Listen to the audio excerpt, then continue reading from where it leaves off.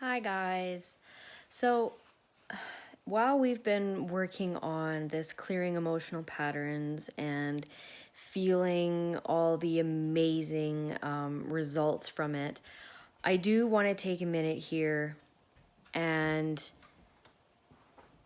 talk a little bit about like what happens when you end up having a bad day amongst some really good days. It can kind of really throw you for a loop, like be like, where is that coming from, so that's where I'm finding myself today. And I just think it's really important that we talk about letting that be okay. Like, no, do we want to be having a week full of bad days? No. Do we want to dwell in the bad days? No. Do we want to kind of go into self-pity mode? No. But if there's one thing that I've learned through all of this is how important it is to actually allow myself to have a bad day, and to actually take the time to sit in it, and process it. Because if I try to just force myself to be super cheery, happy, dancing around the house mom, usually then I find myself in those situations that something happens and it's like the straw that breaks the camel's back, and then I snap, right? Because I've been ignoring the fact that I've been having a bad day.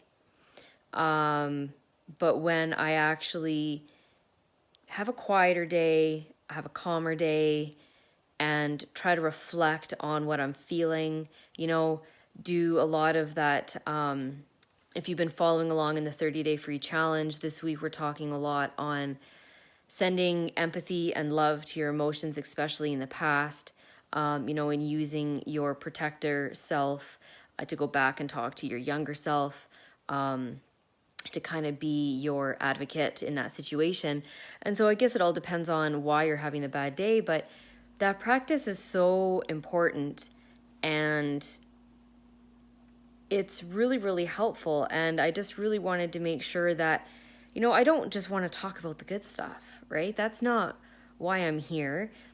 And that's not what people necessarily need to hear. Of course, we all want to learn how to be happier, how to be more positive, and how to get there, by using things like the oils and the releasing emotional pattern techniques and affirmations and manifesting. And, that's going to get us to those good days. But we also need to talk about, what do we do on the bad days? And this is me giving you permission to have a bad day. You can have a bad day and process it and feel the feelings and allow yourself time to, work through it without getting stuck in the down mode, without getting stuck in a depressive mind state, or going through the cycle of now you're in a funk for the next 2 weeks. So I just want to encourage you that there's nothing wrong with having a bad day. And when you do have a bad day, to validate it. Validate it with yourself, being like, and just recognize, like, hey, Leanne, you are kind of having a rough day today. You're having a hard time processing things. Your emotions are kind of going everywhere. So, pick out your favorite oil, put on your fuzzy socks, and snuggle with your kids a little bit more today. And, try to just do the little things that are going to, try to cheer you up a bit. Have a cup of tea, read a book. I don't need to, like I said before, I don't need to